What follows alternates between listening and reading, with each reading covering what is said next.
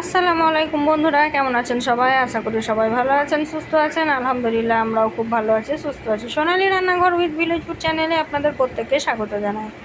আজকে আমি তৈরি করেছি ঘুগনি রেসিপি। আর এই ঘুগনিটা কিন্তু একদম দোকানের মতো করে তৈরি করেছি, যেগুলো দোকান থেকে খেলে খুব টেস্টি হয়, কিন্তু বাড়িতে খেলে কিন্তু অতটা টেস্টি হয় না। কিন্তু কেন দোকানের অত টেস্টি হয় আর কিভাবে রান্না করে সবটা এখানে আমি দেখিয়েছি। তো প্লিজ ভিডিওটা স্কিপ করে দেখবেন না, পুরো দেখার অনুরোধ রইল। আর যে বন্ধুরা ভিডিওটা দেখার সময় পাবে না তারা অবশ্যই এই কথাটা মনে রাখবে যে তোমাদেরকে ভিডিওটা কিন্তু দেখতে হবে না, কারণ আমরা তো তোমাদেরকে ভিডিও দেখার জন্য জোর করি না। যারা ভালোবেসে দেখবে তারাই দেখো, আর পুরো দেখো ভিডিওটা, কেমন? তো চলো আজকের এই রেসিপিটা আমি কিভাবে তৈরি করেছি সেটাই আজকে তোমাদের সঙ্গে শেয়ার করি। তো কলাইগুলো নিয়েছি, কলাইগুলোকে সারা রাত আমি ভিজিয়ে রেখে দিয়েছিলাম। তারপরে দেখো কত ফুলে দ্বিগুণ হয়ে গেছে। এখন আমি কলাইগুলোকে ধুয়ে পরিষ্কার করে একটা কুকারে নিয়ে নিয়েছি, তার সঙ্গে দিয়েছি আলু আর দিয়ে দিলাম হলুদ। এখন আমি সিটি মারিয়ে সিদ্ধ করে নেব কলাইগুলোকে ভালোভাবে। কলাইগুলো আমি ভালোভাবে সিদ্ধ করে নিয়েছি, একদম সুন্দরভাবে সিদ্ধ হয়ে গেছে আমার, দেখলেই বুঝতে পারবে যে কত সুন্দরভাবে সিদ্ধ হয়েছে। ঘুগনিটা তৈরি করে নেব, তার জন্য একটা কড়াই নিয়েছি, কড়াইয়ে দিয়েছি বেশ কিছুটা সর্ষের তেল, তারপরে দিয়েছি কালো জিরা, তেজপাতা, আর দিয়ে দিলাম আদা রসুন পেঁয়াজ বাটা, তারপরে দিয়ে দিয়েছি গোটা জিরা, দিয়ে ভালোভাবে মশলাটাকে কষিয়ে নিচ্ছি। এটাও ভালোভাবে মশলাটাকে কষানোর জন্য একটু জল দিয়ে দিলাম, তারপরে একটু আমি কালার দিয়েছি কালারটা সুন্দর করার জন্য। তোমরা চাইলে দিতে পারো, নাহলে কিন্তু অপশনাল। মশলাটা ভালোভাবে কষানোর পরে কিন্তু আমি ঘুগনিটা আজড়িয়ে দিলাম কড়াইগুলো। তো তারপরে আমি এদিকে আলুটাকে ভেঙে রেখেছিলাম, এখন খোসাগুলো ছাড়িয়ে আমি এখন আলুটাকে ম্যাশ করে নেব।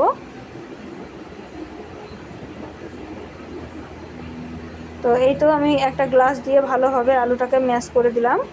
এখন একটু জল দিয়ে গুলিয়ে দিচ্ছি ভালোভাবে, তাহলে কিন্তু গোটা ভাব থাকলে সেটাও ভালোভাবে গুলা হয়ে যাবে জলের সঙ্গে। তো এই তো সমস্ত আমার কমপ্লিট হয়ে গেল। এখন আমি এই ঘুগনির মধ্যে ঢেলে দিলাম, তারপরে একটু নাড়াচাড়া করলাম, দিয়ে তারপরে আমি এখন একটু চালের গুঁড়ি দিয়ে দিচ্ছি। তো যে কোনো দোকানে বা যেখানেই দেখবেন ঘুগনি খাবেন, তারা কিন্তু চালের গুঁড়ি দিয়ে তৈরি করে, তার জন্যই কিন্তু তাদের ঘুগনিটা এত ঠিক হয় আর এত পারফেক্ট হয়। তো এইটা দেওয়ার পরে কিন্তু নাড়াচাড়া করে নিতে হবে, নাহলে কিন্তু এক জায়গায় জমাট বেঁধে যাবে। তো তাড়াতাড়ি করে নাড়াচাড়াটা করে নিতে হবে। তো কতটা পাতলা ছিল ঘুগনিটা দেখেই বুঝতে পারছেন, আর এই চালের গুঁড়িটা দেওয়ার পরে কতটা ঠিক হয়ে যাবে আপনারা সবটাই দেখতে পাবেন।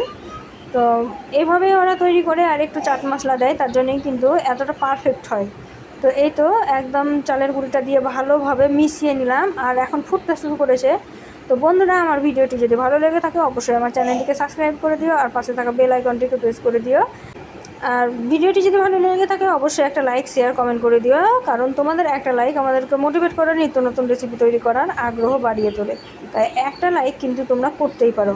আর এখন আমি ভালোভাবে জাল করে নিচ্ছি, নাড়াচাড়া করে, কারণ যেহেতু আটা দিয়েছি, আটাটা ভালোভাবে না ফোটালে তখন একটু সেন্ট থাকতে পারে। তো এখানে আমি চালের গুঁড়ি ব্যবহার করেছি, আর আপনারাও কিন্তু চালের গুঁড়িটাই দিবেন, তাহলে দেখবেন খুব সুন্দর হবে আর খুব টেস্টিও হবে। তো এই তো ফুটছে, দেখুন কত সুন্দর ফুটছে আর কত সুন্দর কালারটা হয়েছে দেখুন। তো এইভাবেই রান্না করে বলেই কিন্তু বাইরের ঘুগনিগুলো খেতে এতটা টেস্টি লাগে। তা আপনারাও একবার হলেও ঘরে তৈরি করবেন, এইভাবে দেখবেন খুবই সুস্বাদু হয়। আর যদি তৈরি করে খেয়েছেন তাহলে তো জানবেন, আর যদি না খেয়েছেন তাহলে তৈরি করলে কেমন হয়েছিল কমেন্টে জানাতে ভুলবেন না। তো এই তো আমি একদম কাছ থেকে দেখিয়ে দিচ্ছি, আর ঘনত্বটা দেখুন, এরকম ঘনত্বটাই রেখে দিতে হবে। খুব বেশি গাঢ় করলে হবে না, কারণ ঠান্ডা হওয়ার পরে কিন্তু অনেকটাই জমে যাবে, তখন কিন্তু আবার দোকানের মতো হবে না। তো এই তো আমি ভালোভাবে ফুটিয়ে নিচ্ছি, নিয়ে বন্ধ করে দিব।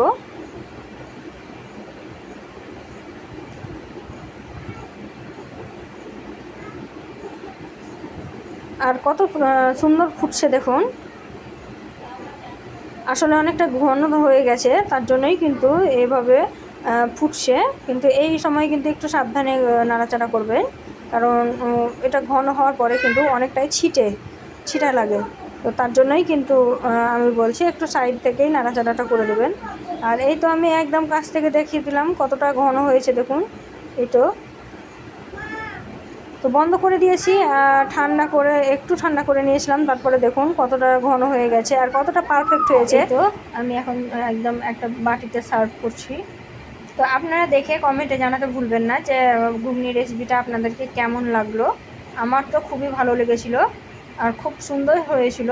আর আমার বাড়িতে মেহমান ছিল, তো তারাও খুব ভালো নাম করছিল।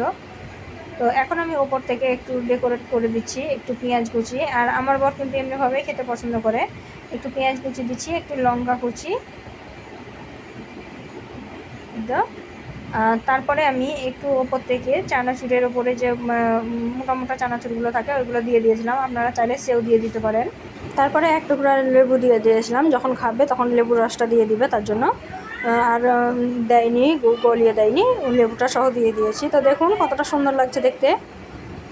তো এইভাবে একবার বাড়িতে ট্রাই করে দেখবেন, খুবই টেস্টি হয়। আর রেসিপিটা কেমন লাগলো কমেন্টে জানাতে ভুলবেন না। তো এখন আমি বিদায় নিচ্ছি, দেখা হবে এই ধরনেরই আরও নিত্য নতুন রেসিপি নিয়ে পরবর্তী ভিডিওতে। ততক্ষণ সবাই ভালো থাকবেন, সুস্থ থাকবেন, আর আমার জন্য একটু দোয়া করবেন। খুদা হাফেজ।